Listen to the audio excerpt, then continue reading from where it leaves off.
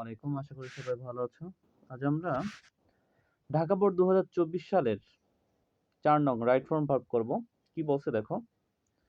Entertain অর্থ আপ্যায়ন করা, অর্ডার অর্থ ফরমায়েশ করা, নিড অর্থ দরকার পড়া, বিকাম অর্থ হয়ে ওঠা, টেক অর্থ নেওয়া, মেক অর্থ তৈরি করা, ওয়ান্ট অর্থ চাওয়া, উইশ অর্থ শুভেচ্ছা জানানো, বি অর্থ হওয়া, অ্যারাইভ অর্থ কি আগমন। এখন আমরা প্রথম যে লাইনটা আছে সেটা দেখি। কি বলছে? এ বার্থডে পার্টি। প্রথম লাইনটা একটু দেখি।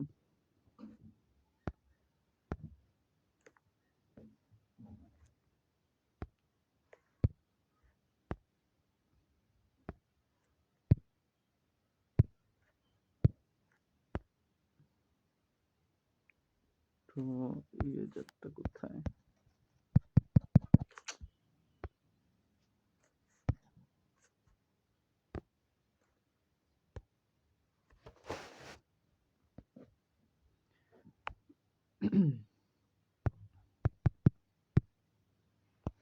ফন্ট করে সাইজ ছোট করে দিই। ঠিক আছে। A birthday party is arranged to celebrate the day when on was born. এখানে বোঝানো হচ্ছে একটি জন্মদিনের আসরের আয়োজন করা হয় সেই দিনটি উদযাপন করার জন্য, যেদিন একজনের জন্ম হয়। এখন আসি। ইট এ হ্যাপি অকেশন। এটি হচ্ছে একটি আনন্দের উপলক্ষ। এখন এই এ নাম্বারে উত্তর হবে, দেখো এই জিনিসটা একটু ভালো করে লক্ষ্য করো। ইট dash A happy occasion. It subject আকারে আছে, এ হ্যাপি অকেশন এটা অবজেক্ট আকারে আছে। নাই আমাদের ভার্ব, অর্থ অনুসারে এখানে আসবে বি ভার্ব, অর্থাৎ দেখো অর্থ অনুসারে কি আসবে? Be verb. অর্থ অনুসারে আসবে বি ভার্ব। অর্থ অনুসারে আসবে কি এখানে এ নাম্বারে আসবে বি ভার্ব। বি ভার্ব বলতে কি বোঝাচ্ছে? এম ইজ আর অজয়ের, যেহেতু এটা প্রেজেন্ট নির্দেশ করতেছে তখন সেই ক্ষেত্রে হবে এখানে কি ইজ হবে।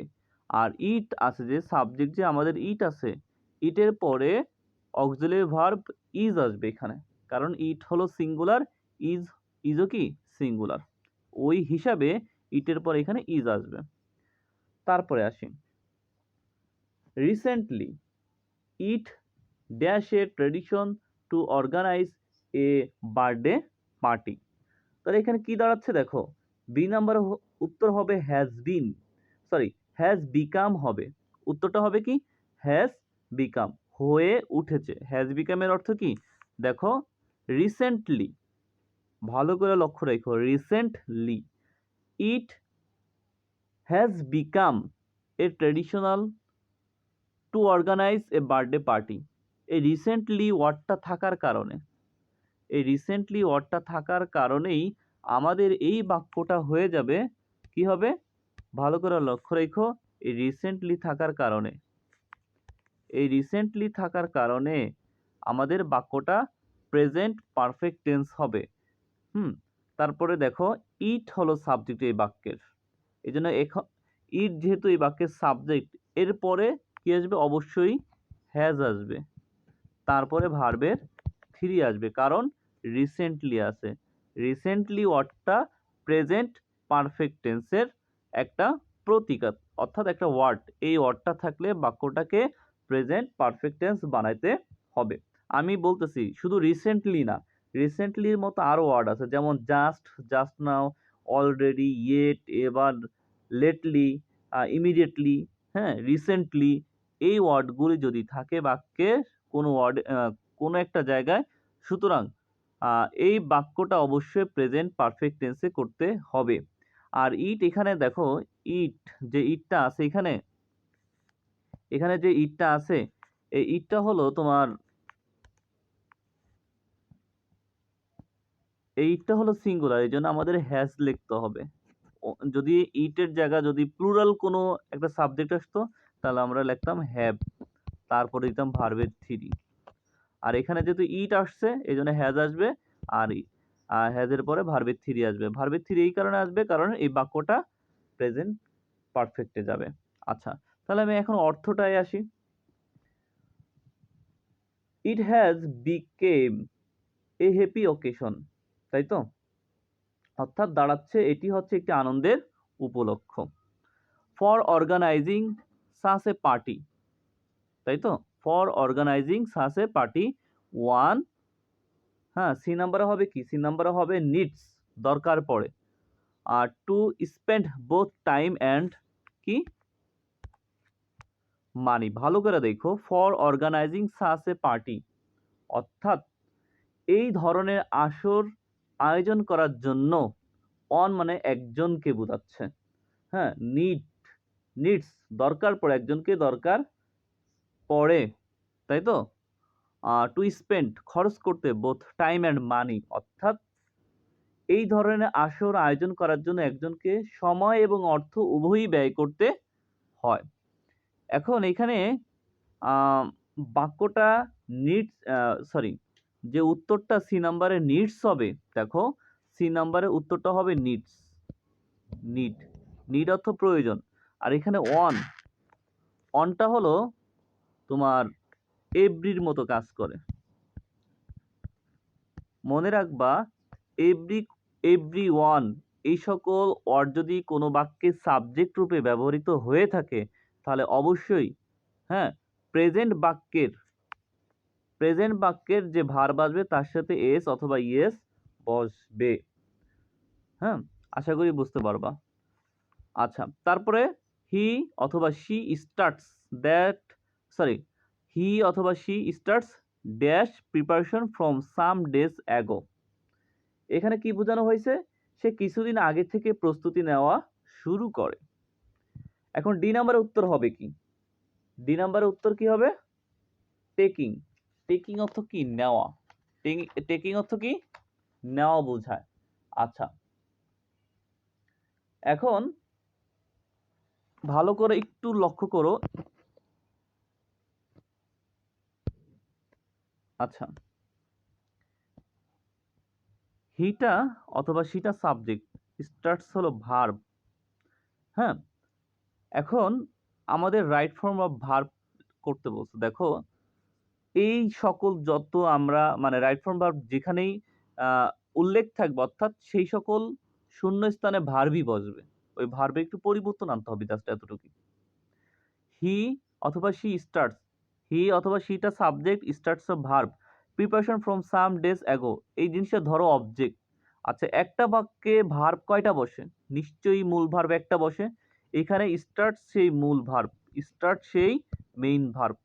এখন রাইট ফর্ম ভার্ব অনুসারে অর্থাৎ আমাদের এই ডি নাম্বারে আরেকটা ভার্ব আনতে হবে। আচ্ছা বলো তো, একটা বাক্যের মূল ভার্বের পরে আর কোনো ভার্ব যদি আসে তখন কি হয়? তখন কিছু রূপ পরিবর্তন হয় ভার্বের। অর্থাৎ এইখানে স্টার্টস মূল ভার্ব, পরবর্তী যদি আরেকটা কোনো ভার্ব বসাইতে হইলে সেই ভার্বের হয় জিরান বানাইতে হবে অথবা পাস্ট পার্টিসিপল বানাইতে হবে, এরকম আরো দুই একটা জিনিস করা লাগে। তাই এখানে অর্থ অনুসারে আমাদের কি করতে হবে? ভার্বের সাথে আইএনজি দিতে হবে, অর্থাৎ টেকিং দিতে হবে, মানে জিরান করতে হবে। কথা বুঝাইতে পারছি? হি অথবা শি স্টার্টস অর্থাৎ হি স্টার্টস সে শুরু করেছিল, হ্যাঁ, টেকিং নেওয়া, প্রিপারেশন, হ্যাঁ, প্রস্তুত হওয়ার জন্য সময় নিয়েছিল, ফ্রম সাম ডেজ অ্যাগো কিছুদিন পূর্ব থেকে। আশা করি বুঝতে পারবা। তারপরে আসি, এ বার্থডে একটি জন্মদিন, কেক, তাই তো, ড্যাশ আর্লিয়ার। আচ্ছা, এখানে ইজ অর্ডার হবে, ফরমাইশ করা হয়েছিল অর্থাৎ অর্ডার করা হয়েছিল। এ বার্থডে কেক কি করা হয়েছিল? খুব দ্রুত একটা অর্ডার করা হয়েছিল। আচ্ছা, এখানে কেন ইজ অর্ডার ব্যবহার করা হচ্ছে ভালো করে দেখো। এ বার্থডে একটা জন্মদিন, কেক একটা জন্মদিনের কেক, আগের থেকে কি অর্ডার দেওয়া হয়। A birthday cake is ordered অর্থাৎ একটা বার্থডে কেক অর্ডার দেওয়া হয় অর্থাৎ ফরমাইশ করা হয়ে থাকে কি? আর্লিয়ার, আগের থেকে। আর্লিয়ার অর্থ এখানে আগে থেকে বোঝানো হচ্ছে। এখন কেন এই নাম্বারে ইজ অর্ডার ব্যবহার করা হচ্ছে? অর্ডার ব্যবহার কেন করা হচ্ছে? শোনো, কাজটি নিজে নিজে হয়নি। কেকটা কি নিজে নিজে অর্ডার দিচ্ছে? না, কেকটাকে আমরা অর্ডার দিচ্ছি, অর্থাৎ বাক্যটা প্যাসিভ করতে হবে। বাক্যটা কি?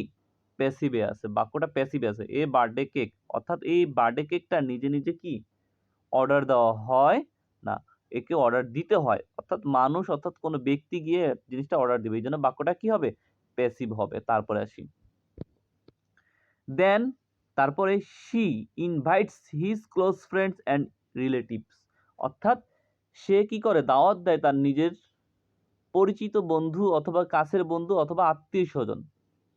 ইউজুয়ালি দেখো ফ্রেন্ডস, এফ নাম্বারে হবে কি ডোন্ট ওয়ান্ট, চায় না, সাধারণত বন্ধুরা চায় না to miss such a party, এরকম কোনো আয়োজন পার্টি বন্ধুরা মিস করতে চায় না।